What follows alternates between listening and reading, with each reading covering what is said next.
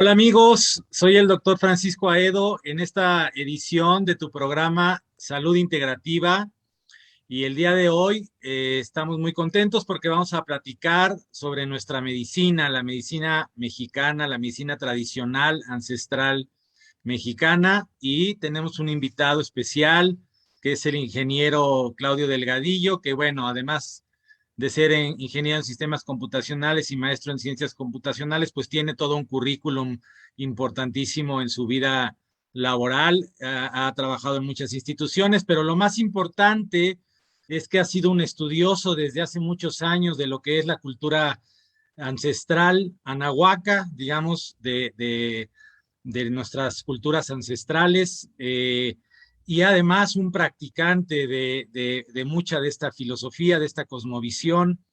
Y para nosotros es un honor tenerte, Claudio, en nuestro programa del día de hoy. Y muchas gracias. Les agradezco por la invitación y pues estoy a sus órdenes. Bueno, pues fíjate que un día leí un libro sobre medicina mexicana de un autor, un médico con maestría y doctorado en antropología.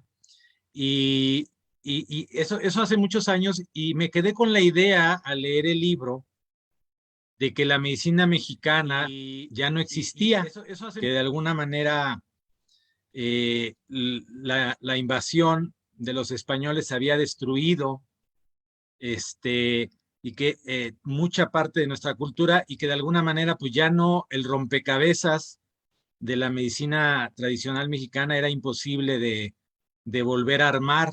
Esa es la idea que ese autor me dejó en la mente. Este, ¿Qué opinas de esto? ¿Esto es una realidad? ¿Hasta qué punto? Este, ¿Qué nos puedes platicar acerca de esto?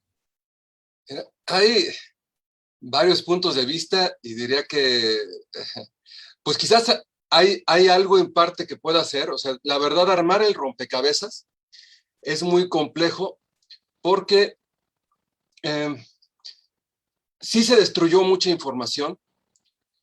De la información prehispánica nos llegaron en dos fuentes: los códices prehispánicos, que no han sido realmente interpretados completamente. Es muy difícil interpretarlos, en parte porque no tenemos todos los códigos, en parte porque son profundamente simbólicos, metafóricos. Entonces, interpretar esas metáforas cuesta mucho trabajo. Saber que un símbolo, simplemente eh, la sangre representa energía, por ejemplo, y que un ojo puede representar la conciencia, y tratar de ensamblar estos es muy difícil. Uno de los problemas que ha tenido la gente que interpreta es que toman de manera literal mucha de esta información y pues lo tachan de supersticiones, que eso fue lo que hicieron muchos de los españoles, de los colonizadores, de los médicos. Parte de la información ha llegado a través de los médicos tradicionales, que lo han heredado de boca en boca.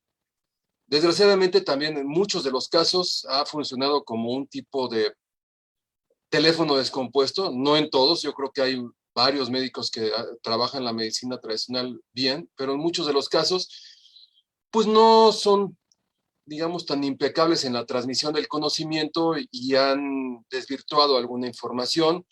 En muchos otros casos han revuelto, por ejemplo, el conocimiento en sí, ahora sí, ya en la tradición, con algunas supersticiones, por ejemplo, desde cuestiones de santería, cuestiones religiosas, y con medicina de otros lugares, pero no siempre interpretándolo de una manera adecuada.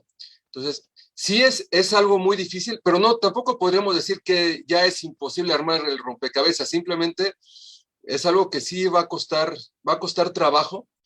Eh, Y en parte lo que se busca es armar el entramado, porque la medicina, al igual que muchas otras disciplinas del México antiguo, no están aisladas, no son disciplinas aisladas, sino que se enlazan con todo lo demás. Entonces, por ejemplo, estudiando el calendario, a veces es posible entender la medicina, o estudiando la cosmovisión, o estudiando varias de las otras disciplinas. Eso es muy interesante porque igual sucede en otras tradiciones ancestrales. Recuerdo muchísimo que me comentaban alguna vez, estando en China, que los libros antiguos se leían de una manera transversal, no vertical. Es decir, nosotros en el mundo occidental separamos las disciplinas en química, física, biología, eh, de una manera vertical, ¿no? Y que a veces hay información antigua que habla de todo. Es decir, tú puedes encontrar un libro, por ejemplo, un libro tradicional de China de, de hace muchos siglos, y te puede estar hablando de botánica al mismo tiempo de geografía, al mismo tiempo de política, etcétera, ¿no? Algo así me suena un poquito ¿Mm? lo que estás comentando. ¿Por qué? Porque su cosmovisión era muy diferente y tenían como mucho más integrados todos los aspectos de la vida, ¿no? Y en ese sentido, eh, ¿qué es lo que has podido entender de lo que era o de las diferencias importantes en cómo vemos el mundo hoy en día a cómo lo veían en esa época? ¿Cómo es la cosmovisión de nuestros ancestros aquí en Latinoamérica, Claudio? Eh, digamos, en las culturas ancestrales de lo que es Latinoamérica. Es interesante porque, como dices, hay mucho paralelo entre todas las grandes filosofías. De hecho, sobre todo con la China, hay mucho paralelismo y a veces es posible entender un poco más la cosmovisión de Anáhuac. Digamos, podemos separar la, la filosofía de, de esta parte de Latinoamérica que en sí todo era Semanáhuac, digamos, todo el continente, en dos grandes áreas, que es Tahuantinsuyo, que es Sudamérica, y Anáhuac, que es la parte de México hasta Centroamérica. Bueno, en este lugar podríamos entender un poco más, a veces haciendo paralelos con la cultura china. Por ejemplo, hay hay un tema que no está tan explícito, pero que nos ayuda a entender muchos puntos, que es el paralelo con el yin y el yang chino, o con el tema de que todo lo que existe es energía y que por el cuerpo todo circula energía y que hay canales energéticos y centros energéticos. Entonces, bueno, ese es un tema. Pero bueno, hay algunos de los puntos básicos de la cosmovisión son que podríamos resumirlo en unos eh, 7 u 8 importantes, aunque hay muchos aspectos que de repente hay que estarlos tomando de diferentes fuentes, casi a veces con pinzas, porque hay que interpretarlos. Uno es, el universo todo es energía, nuestro cuerpo es energía, y por todo el cuerpo, todo lo que circula y todo lo que es la medicina, la salud, la enfermedad, tiene que ver con un aspecto energético. No, la parte física, digamos, es una manifestación de la energía. De la misma manera que incluso lo maneja la física moderna, pero parece que en algunos casos no lo toman tan en cuenta en la medicina, como que, como dices, en las ciencias actuales se ve de una manera más vertical, y a veces como que a los médicos se les olvida que hay aspectos de física y de química cuando están estudiando, o de teoría de sistemas, o de aspectos de cibernética, por ejemplo, ¿no? Un segundo punto es precisamente este tema que comentaba del yin y el yang. Todo el universo hay dos elementos en el universo y dos elementos en el ser humano que están, que son complementarios, son opuestos pero complementarios. Aquí era tonal y nahual, eh, equivalentes al yang y el yin. Y eso nos ayuda a entenderlo, porque el tonal, al igual que el yang, es caliente, el nahual, al igual que el yin, es frío, y entonces la medicina está basada mucho en el concepto de frío y calor, pero no solamente esto, sino otros aspectos de esta base.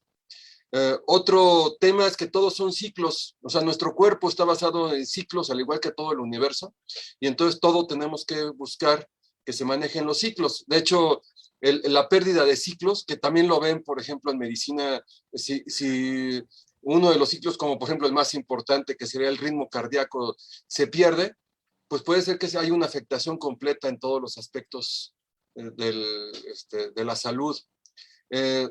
Uno de los más importantes, el cosmos busca siempre un equilibrio, todo es equilibrio, por lo tanto la salud se ve como un equilibrio, que también la medicina moderna a veces lo ve, pero la medicina moderna a veces se centra más en curar y en combatir, digamos, bichos, por decirlo así, que en buscar el equilibrio en este caso energético primero, y luego físico, y luego emocional, mental y de todos los aspectos del ser humano.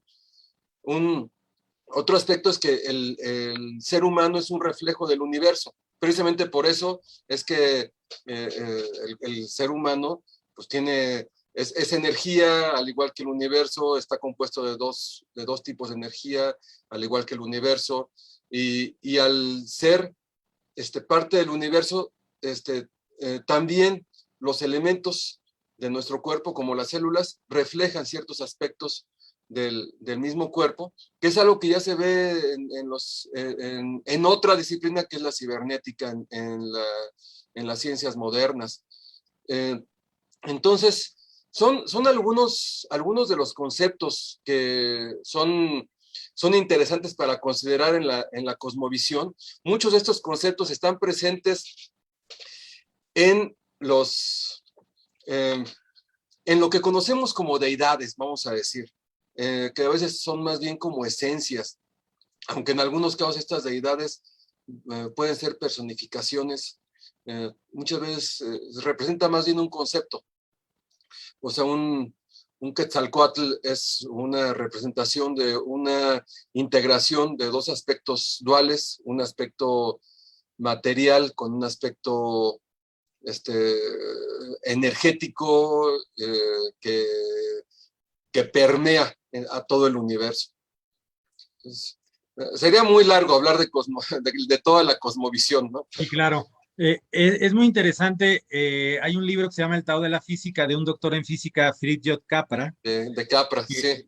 que dice que, y él toma ejemplos, sobre todo de la cosmovisión o de la filosofía hindú y china antigua, y hace comparativos con lo que hoy conocemos como física cuántica, de que de alguna manera él trata de decir que esos conceptos de la antigüedad eh, entendían mucho más claramente lo que hoy conocemos como física cuántica que la propia física newtoniana, que la mecánica newtoniana, que hasta hace poco tiempo dejó, bueno, todavía domina muchas partes de la ciencia, pero que fue un cambio de paradigma esto de la física cuántica. Esto también aplicaría para el pensamiento anahuaca.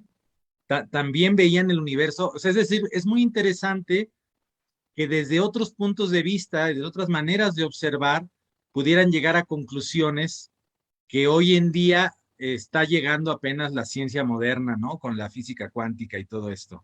¿Qué piensas de esto?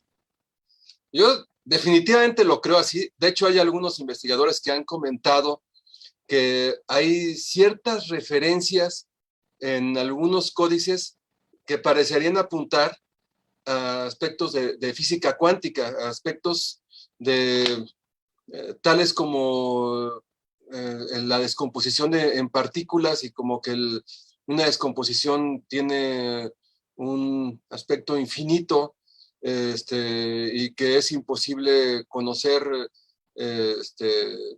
realmente lo que va a suceder en su totalidad, como lo maneja la física moderna, varios aspectos.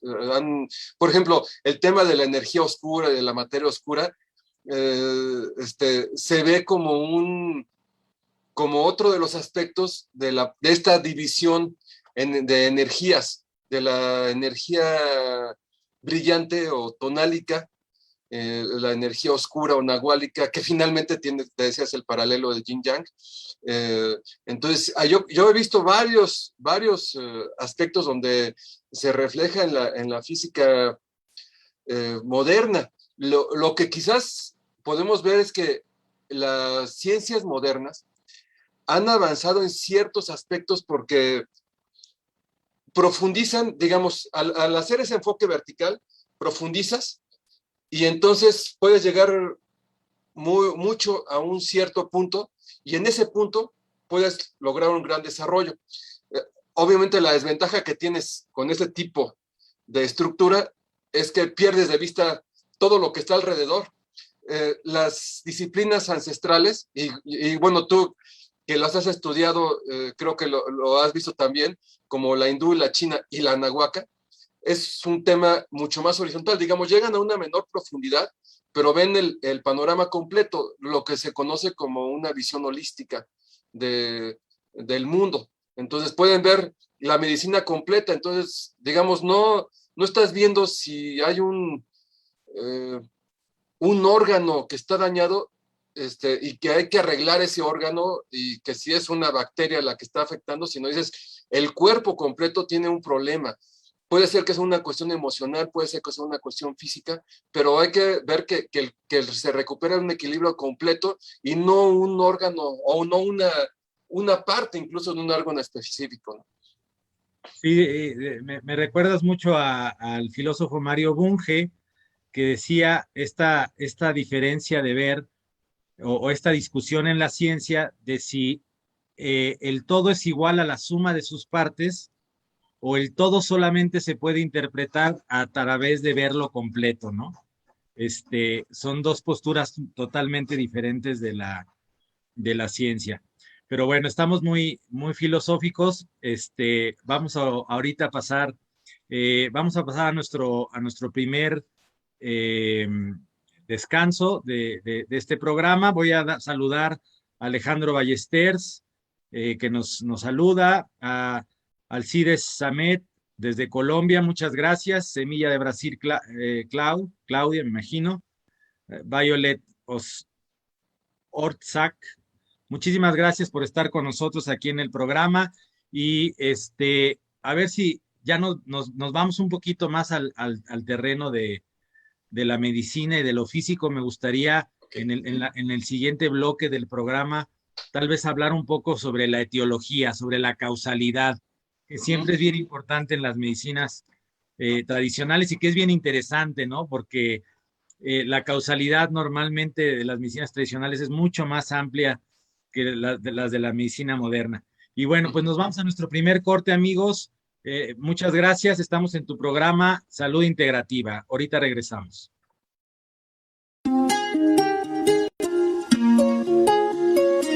Les va a dar un mensaje muy rápido. El día 13 de abril del presente año, en la Gaceta Parlamentaria, se aprobó un decreto en donde los diputados introducen a la medicina tradicional mexicana en la Ley General de Salud. Esto no es malo, en el 70% viene bien, pero tiene errores fundamentales. Tienen ustedes que saberlo. No toman en cuenta los usos y costumbres de los pueblos originarios. No toman en cuenta la forma en que se enseña y se aprende la medicina tradicional. Es importante que levantemos la voz y que cuando los senadores ya les toque aprobar esta ley, salga bien y le haga justicia a los pueblos originarios. Gracias.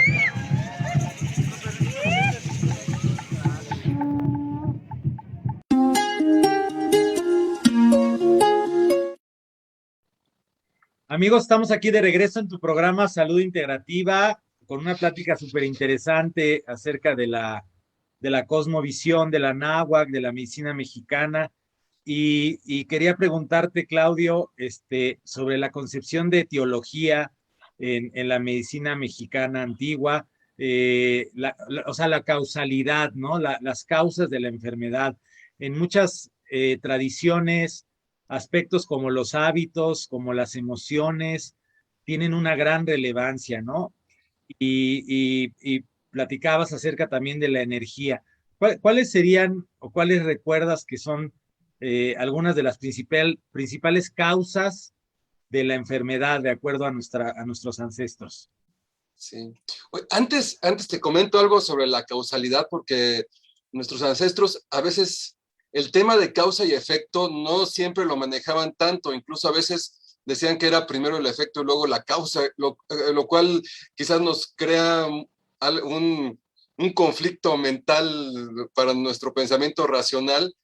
El pensamiento ancestral no era tan racional, era mucho más intuitivo, en particular estas personas que son nahuales. Pero bueno, las causas que se manejaban entonces muchas veces sí eran energéticas, obviamente no eran únicamente energéticas, o sea, si a alguien le daban, le pegan con una espada en una pierna, pues le van a hacer una herida, y esa pues tuvo una causa física, ¿no? Y esa hay que curarla.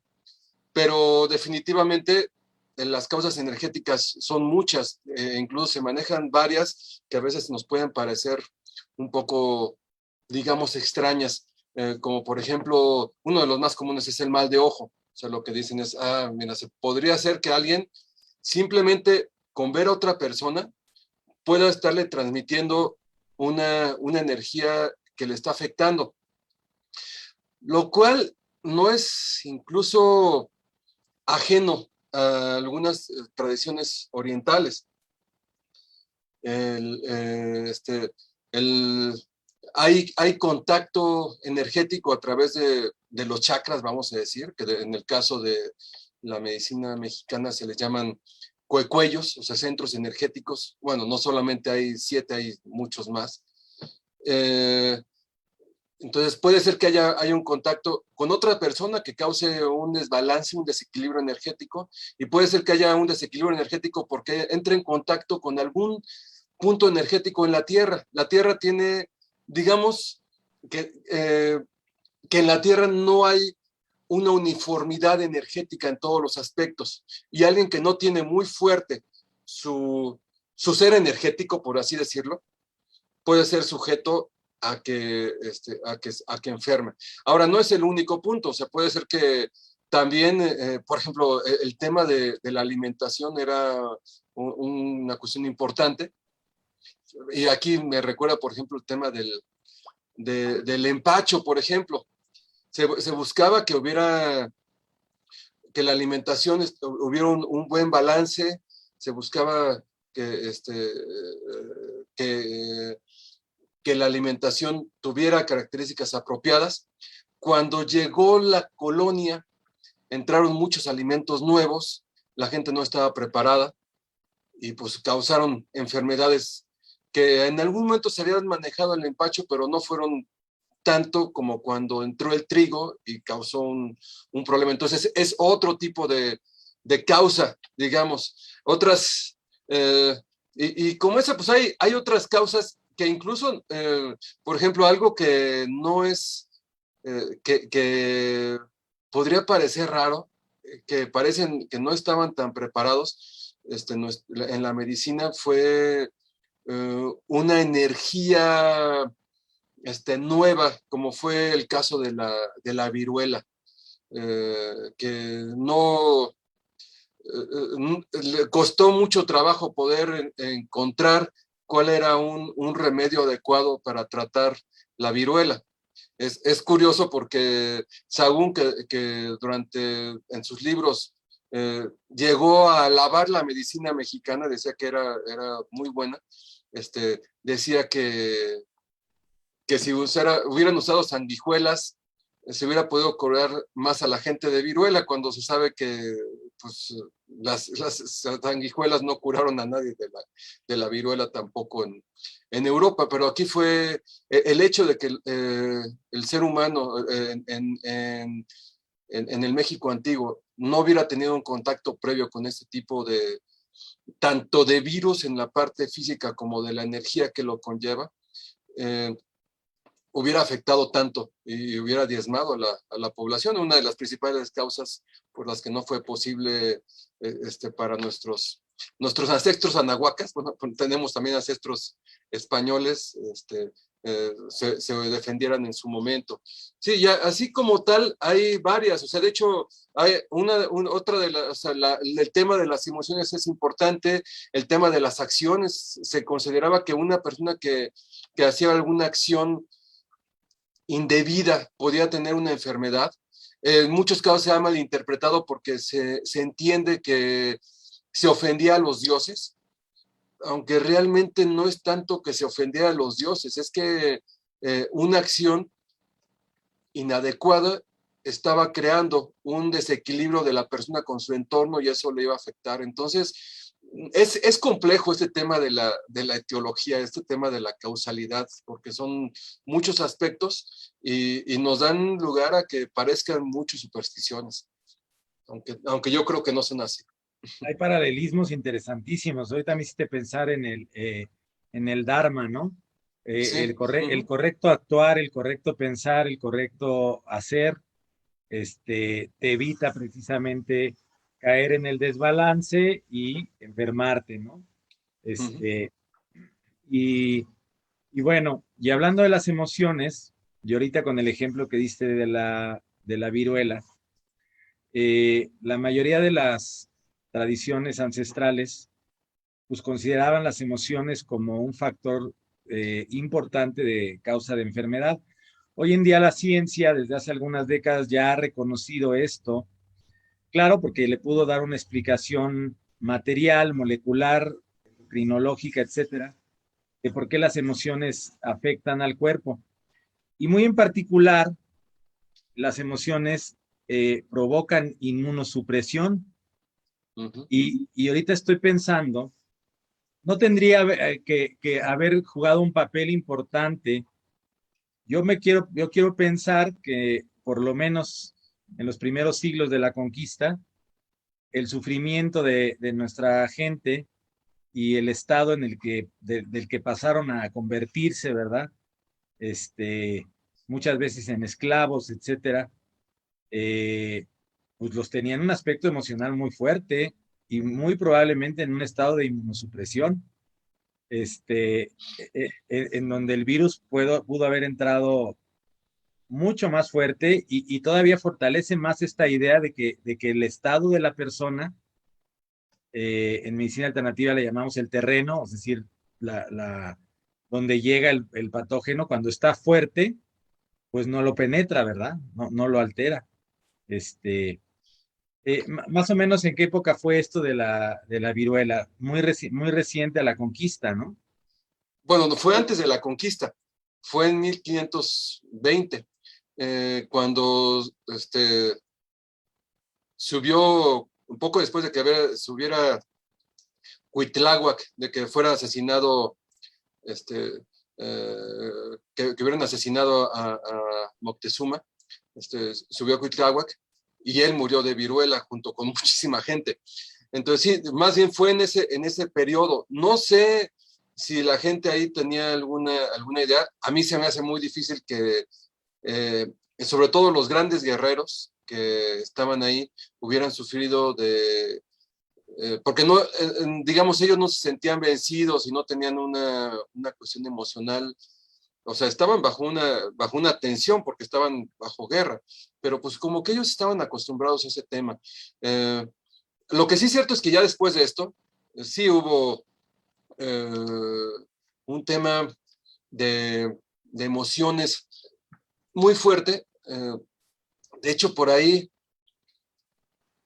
se ve, hay un texto que algunas veces han criticado algunos de estos textos, pero un texto que escribió, de un libro que escribió León Portilla, que recogió varios textos con el pensamiento de varios de la gente que quedó, porque la gente que permaneció después de la conquista ya eran mucho menos. La población fue diezmada, o sea, quedó como el 20% de la población que existía después entre la viruela y la guerra, pero la principal fue la viruela, fue muchísimo más que la guerra. Y la gente estaba muy, muy decaída, vamos a decir, porque sentían que les habían destrozado la cultura. Aquí voy a aprovechar un tema porque eso fue algo que ayudó en parte a algunas personas que se mantuvieron después de algún tiempo a retomar y fortalecer una forma de pensar, digamos, de soportar este tipo de situación que se le ha llamado el camino del guerrero.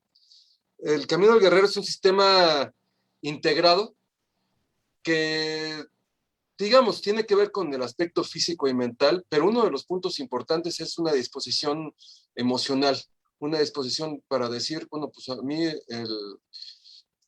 o sea, vamos a decir, este camino del guerrero, quien más lo describe, aunque no es alguien que antropológicamente sea tan reconocido, es Carlos Castaneda. Y una de las frases que dice es, para un guerrero no hay ni bendiciones ni maldiciones, solamente hay retos. El esquema, el impacto emocional que tiene un pensamiento de este tipo es altísimo, o sea, porque no, al no de quedarte como hoja al viento, sino pensar en que en que eso es un reto, la forma de pensar te cambia tu posición y, y, y entonces estos mecanismos de baja emocional yo creo que se reducen bastante. Ahora, este camino del guerrero fue algo que se desarrolló, según él mismo comenta, desde épocas muy, muy antiguas, hace miles de años. Simplemente, quizás los mexicas no lo habían desarrollado tanto. Y es un camino como de resiliencia, ¿no? O sea, Sí. en cierto sentido. Uh-huh. Y bueno, más de recordar mucho Resiliencia y desarrollo, sí.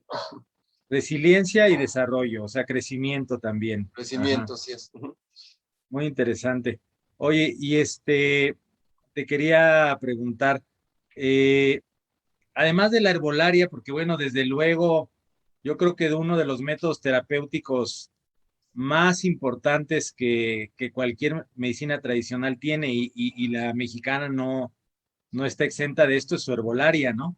Es decir, en México hay una biodiversidad enorme, se han reconocido ya muchísimas plantas medicinales, aunque no se han promovido como en otros países, conocemos y se han estudiado ya desde hace varias décadas las propiedades farmacológicas de muchísimas plantas que pueden ayudar en muchas enfermedades este, actuales, etcétera.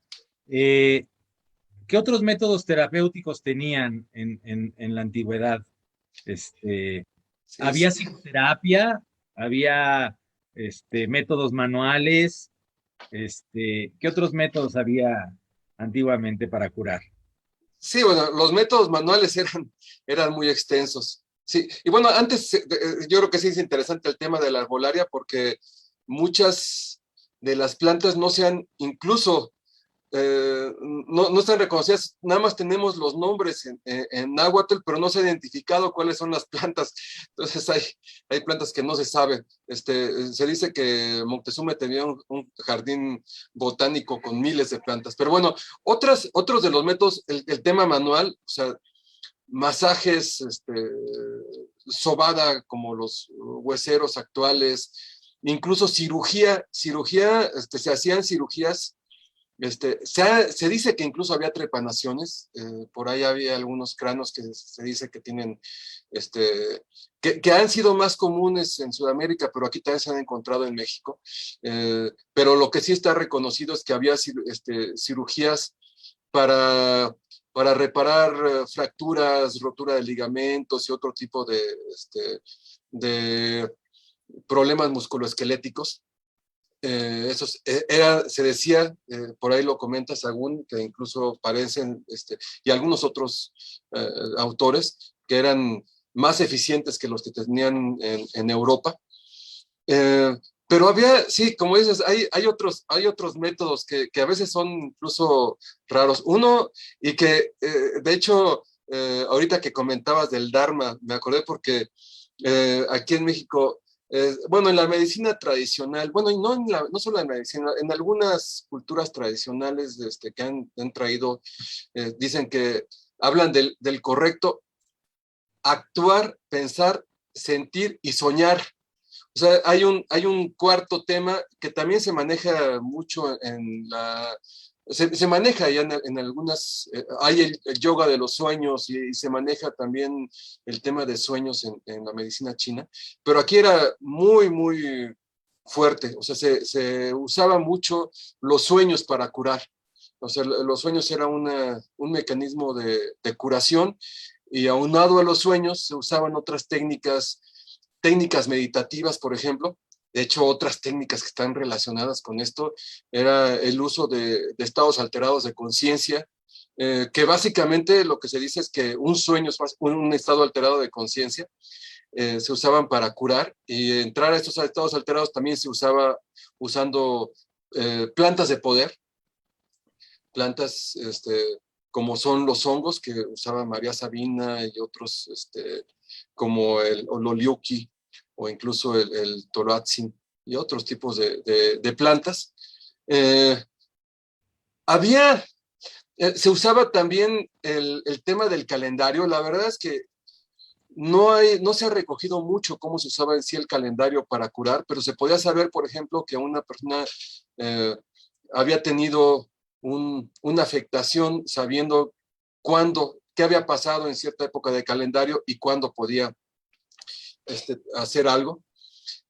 Y mucho también tenía que ver con una disposición, más que un tema de psicoterapia, vamos a decir, de poner a alguien en un diván y preguntarle las cosas. A la gente lo que se le decía es que tenía que cambiar su disposición, o sea, tenía que enfocarse en hacer las cosas y poner su mente en curarse, usar su intención. Algo que también se maneja mucho es que nosotros tenemos la capacidad de curación natural, nuestra voluntad que se le llama el intento al contacto con esta energía infinita, y tenemos la capacidad de usar ese contacto con la energía para curarnos solos. Y esa disposición, digamos, era lo que hacía que cambiara vamos a decir, la emoción hacia un estado más positivo, más que el hecho de estarle... Aunque también por ahí en algunos libros he leído que, sobre todo en épocas actuales, lo que dicen es que a veces alguien puede tener alguna necesidad de platicar sus problemas para liberar alguna de la carga emocional. Entonces digamos, si hay algunos bueno, hay otros métodos. Por ejemplo, también es el uso de piedras, incluso ingeridas, por ejemplo. O sea, hay minerales que se usaban para curar. Ahí lo menciona Sagún, menciona varias piedras. No todas están identificadas, estas piedras, a cuáles se refiere. Algunas se ingieren, otras simplemente se toman en una mano. Hay cuarzos, hay obsidianas, jaspe rojo y otros jades, o sea, jadeitas, y otras piedras que se usaban. No sé, hay incluso algunos animales que se usaban junto con la herbolaria, algunos preparados animales que se llegaron a usar. Eh, no sé, yo creo que sí es muy amplio. Incluso por ahí alguien ha manejado que se usaba un tipo de acupuntura. Se usaban espinas de maguey, y en algunos lugares también usan algo que no sé si se usaba en aquel tiempo, que son puntas de madera, no con una punta completa como para hacer una aguja, sino simplemente para mover ciertos centros energéticos. Entonces, sí hay diferentes medios. Yo creo que sería largo tratar y hay que todavía investigar mucho.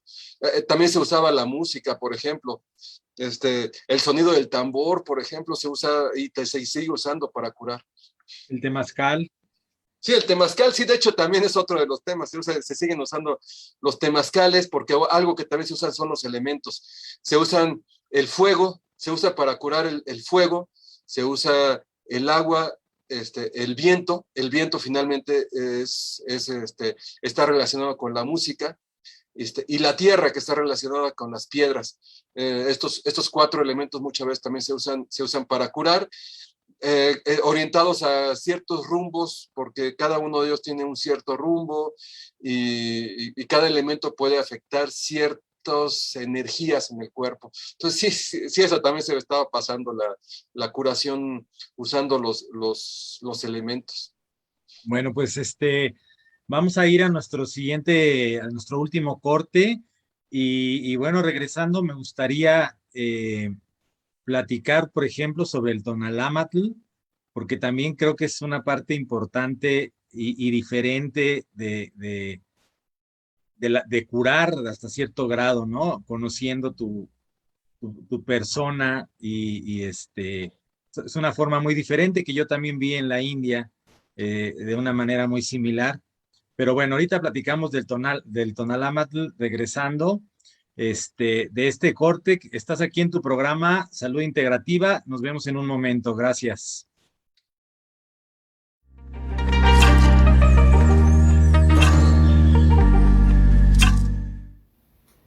Hola, bueno, pues estamos aquí con don Jorge, esto es COPAC y bueno, somos una empresa que está integrando la mano de obra de expertos, de especialistas en la materia. Estamos fabricando camillas para masaje. Así es. ¿Cuántos años lleva don Jorge elaborando productos dentro de la carpintería? 15 años.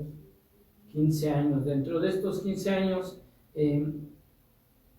para el trabajo que usted desarrolla, la alta calidad que usted tiene, ¿cómo participamos con COPAC dentro del desarrollo interno? Bueno, debo agradecer a COPAC que me integre a realizar un trabajo que es muy bonito. Es de una madera rústica convertirla en algo precioso, en algo con una estructura fuerte y aparte decorativa, que tiene un uso de comodidad. Entonces, eso es lo que me ha dado en mi experiencia para venirme a integrar aquí y dar esa calidad. ¿Cuántos años lleva trabajando dentro de ya un trabajo como la carpintería, pero más especializado, más, de alta calidad? Bueno, yo no empecé la carpintería como carpintero, lo realicé como decorador en centros comerciales, de tal manera que todo eso me ha dado una experiencia de saber trabajar con calidad, con presentación y el plus de la utilidad que tiene, la durabilidad que se le da a un mueble. Esto es lo que le podemos ofrecer a todos nuestros clientes COPAC dentro de los productos y bueno, estamos trabajando con respecto a normas internas de desarrollo de calidad y de certificación de calidad. Esto nos lleva a tener mano de obra enriquecida como la de don Jorge. Debo aclarar que la experiencia ya cayó en desuso en esta época. Yo agradezco que COPAC me haya integrado para ahora sí que aplicar lo que he aprendido en la vida y llevar una satisfacción tanto para la empresa como para mí. ¿COPAC le cierra las puertas a las personas de experiencia como usted? No, Este es un ejemplo que no, que la experiencia Copac la aprecia. Estamos integrando a gente de experiencia, gente de buena voluntad, gente que quiere trabajar para poder ofrecer dentro de Copac servicios y productos de alta calidad. Bueno, pues estamos aquí y nos vemos en este trabajo. Hasta luego.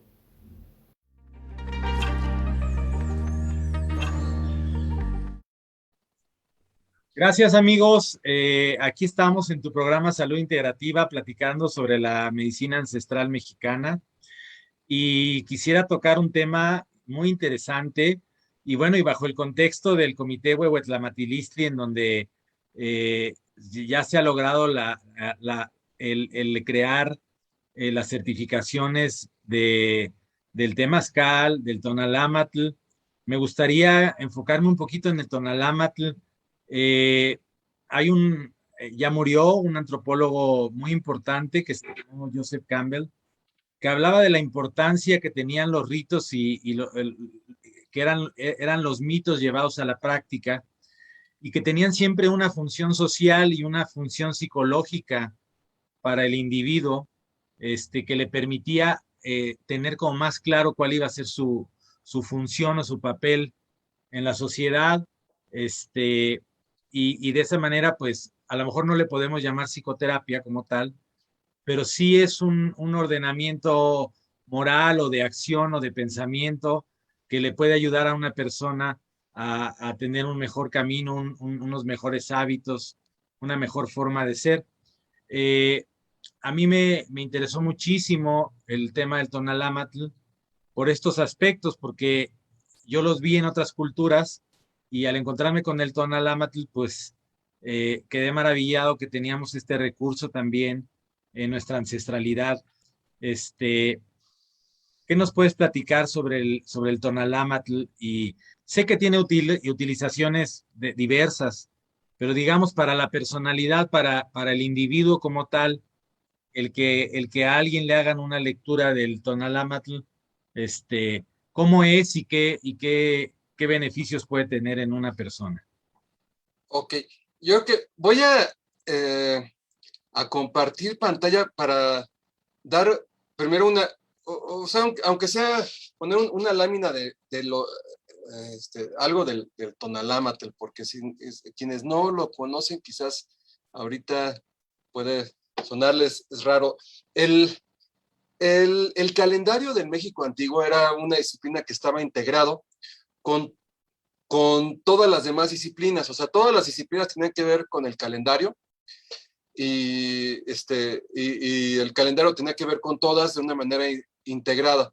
Había dos tipos de calendarios, el Chupowali, que es el calendario civil, digamos, de 365 días con un bisiesto, incluso lo que se ha encontrado, algunos autores lo han visto, es que había un mecanismo muy interesante que se le llama rotación de cargadores, con el cual se tenía una precisión del calendario mayor al gregoriano. No está completamente demostrado este esquema, porque desgraciadamente, como decía, se perdieron muchas de las fuentes, pero al parecer, por lo que se puede interpretar, parece que es posible. Pero bueno, hay dos calendarios. Uno es entonces este Shupowali, que es de 365 días o 366, dependiendo del año, cada 4 años, igual que el gregoriano, hay un bisiesto. Y el Tonalpowali, que es un calendario de 260 días, que son 20 signos y 13 números. Entonces, cada día tiene un signo y un número. Si un día fue, bueno, aquí están, por ejemplo, los signos, que es el primero que está aquí arriba, este rojo que se ve es, algunos dicen que es lagarto, otros dicen que es dragón. Dragón es porque, bueno, lagarto tiene un nombre propio, Aquespalin o lagartija de agua es lagarto o caimán. Entonces, y de hecho en los dibujos parece más un dragón. Entonces podría ser un dragón. Entonces vamos a suponer que el primero fue uno dragón, el siguiente sería un 2. Este es viento, es el símbolo de Écatl. luego casa y así sucesivamente. Entonces hay 20 símbolos y cada uno tiene, le corresponde, o sea, se junta con un número. Entonces al llegar al número 13, por ejemplo aquí, si empezamos en uno dragón, el 13 sería 13 caña, que este otro rojo que está acá es una caña. El siguiente sería o sea, después del 13 sigue otra vez el 1 y es un 1 jaguar. Entonces, el esquema del calendario, entonces estaba en todo y se usaba lo mismo para agricultura, que para medicina, que para arquitectura, que para astronomía y para todos los aspectos. Hay diferentes maneras de verlo actualmente y hay diferentes cuentas, entonces las personas pueden ahorita decir, quizás para una cuenta yo soy, por ejemplo, de acuerdo a la cuenta que yo manejo, yo nací en un día 3 dragón o 3 Cipactli, J Cipactli, pero para otros podría ser otro. Pero bueno, ¿qué es lo que tiene que ver esto con la medicina? Primero, sí, efectivamente, como comentas, esto nos da una idea de personalidad. Cada uno de estos símbolos tiene un significado. De hecho, tiene varios significados. Por ejemplo, el dragón significa el inicio de todo. Es donde todo empieza, y es lo que provee todo. Por lo tanto, también es símbolo de abundancia. Es un signo que tiene la capacidad de generar, pero en todos hay una cierta problemática, y el dragón en ocasiones es tan amplio que puede perderse en muchos aspectos. Por ejemplo, cada uno de estos signos tiene algo que le llaman cabeza de la trecena. Si yo soy 3 Cipactli, tendría que regresarme uno por uno a ver cuál es mi signo inicial de cabeza. Entonces, si es 3 Cipactli, sería 2 flor, sería 1 lluvia. Entonces, mi cabeza de trecena es 1 lluvia. Lluvia es un signo que ayuda a florecer, o sea, que implica el florecimiento. Es la energía, es la lluvia, pero lluvia energética. Es como se nutre todo el universo con algo. Entonces, alguien que es lluvia es alguien que está nutriendo. Y pero también tiene el problema de que esto pues tiene también que ver con una cuestión emocional. Entonces un signo de lluvia también genera emociones y también recibe emociones, entonces hay que cuidarse mucho del tema de emociones. Como ese hay muchos aspectos. Por ejemplo, cada uno de estos también tiene una implicación,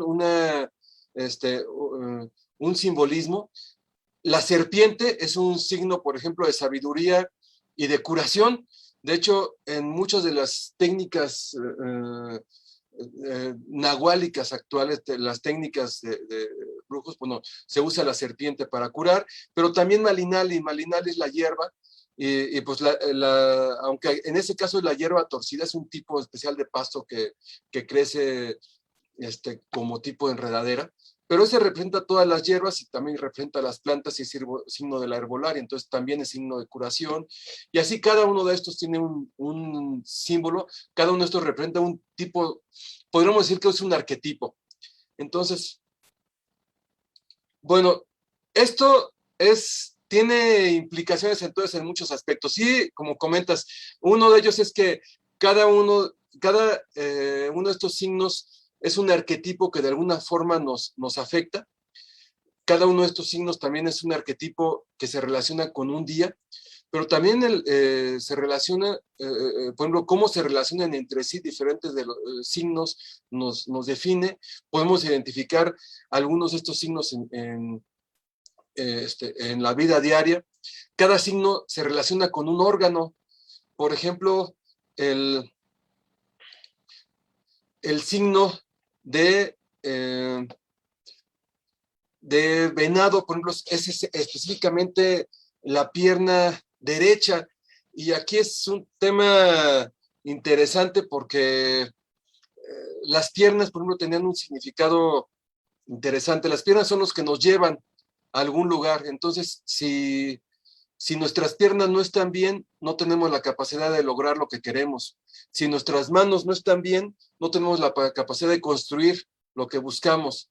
Si nuestros oídos no están bien, no tenemos la capacidad de entender o de oír lo que nos dicen. Entonces, y la parte izquierda y derecha tiene que ver con este lado tonálico y nahuálico. Nuestro lado derecho es tonálico, nuestro lado izquierdo es nahuálico, y entonces la parte, digamos, como más racional es la parte derecha, la más intuitiva es la izquierda. Entonces aparte la parte derecha es la que destruye, la parte izquierda es la que crea. Entonces, si necesitamos, o sea, si tenemos mal la pierna derecha, pues puede ser que lo que tengamos mal es esta capacidad de dejar a un lado aquellos lugares a donde fuimos y que ya no queremos seguir yendo hacia allá, como lo interpretan algunas personas en la actualidad, ¿no? Por ahí los códices nos dan cierta idea de cómo se manejan estos temas. Muy interesante, Claudio, y qué lástima que se nos acaba el tiempo. Quisiera aprovechar para invitar los amigos. Estamos a punto de iniciar con el diplomado de medicina mexicana aquí en el CONAMECA, en donde, bueno, uno de los maestros va a ser Claudio, y también quisiera aprovechar para invitarlos al diplomado que él da de cultura ancestral, de cultura nahuaca. No sé si en un minuto, Claudio, nos pudieras platicar en qué consiste el diplomado que das aquí en el CONAMECA. Ok, mira, el diplomado, alguna vez alguien que tomó el diplomado comentaba que era como un tipo, como un buffet de degustación. Es una prueba de diferentes aspectos de la cultura de Anáhuac, viéndola no a un nivel muy profundo, sino más tratando de cubrir todo el espectro, para conocer todo el espectro. Entonces, en este diplomado vemos primero algo de lo que es la filosofía, la cosmovisión, la historia, cómo se ha llegado a la historia, viendo incluso los puntos de vista académicos y otros no tan académicos, y comparándolos, porque a veces los académicos son muy cuadrados y nos dan una idea que no siempre es la que parece más congruente. Luego vemos el tema de prácticas psicofísicas, temas de nahualismo, por ejemplo, meditación, cómo era la meditación, el tema de algunas de las prácticas que nos ayudan a desarrollarnos, y cómo se veía en sí la concepción del ser humano en total, en forma total, los deportes que se manejaban, etcétera. El tema de las ciencias, la matemática, precisamente el tema del calendario, y otras ciencias como la arquitectura, por ejemplo, e incluso algunos aspectos que podríamos verlos actualmente como física o química. Vemos el tema de las lenguas, en particular de náhuatl, cómo era el náhuatl. Es un tema muy interesante, porque uno de los problemas que tenemos para entender la cultura es que se requiere a veces pensar en náhuatl, que es una lengua más compleja. Las artes, en Xochitl, que es el floricanto, que es la belleza de la expresión, las etnobiología, o sea, cuáles eran las plantas, los animales que existían aquí, y su uso en herbolaria y en medicina. Y finalmente vemos temas cotidianos, la educación, la gastronomía, la salud, las prácticas cotidianas, las tradiciones, el comercio, y finalmente el tema de gobierno. Y sobre todo esto, la idea es verlo desde un punto de vista pragmático, cómo podemos aprovecharlo para utilizarlo en la época actual. Muchas gracias, Claudio. Muchas gracias, amigos, por estar con nosotros. Ya oyeron, estamos por abrir una nueva edición del diplomado de Claudio, del diplomado de medicina tradicional mexicana, aquí en el CONAMECA. Acérquense a nosotros. Y bueno, te agradezco infinitamente haber estado con nosotros el día de hoy, Claudio. Muchas gracias. Estamos llegando al final de nuestro programa. Gracias a todos por estar con nosotros. Los esperamos en nuestro siguiente programa de Salud Integrativa. Gracias. Muchas gracias.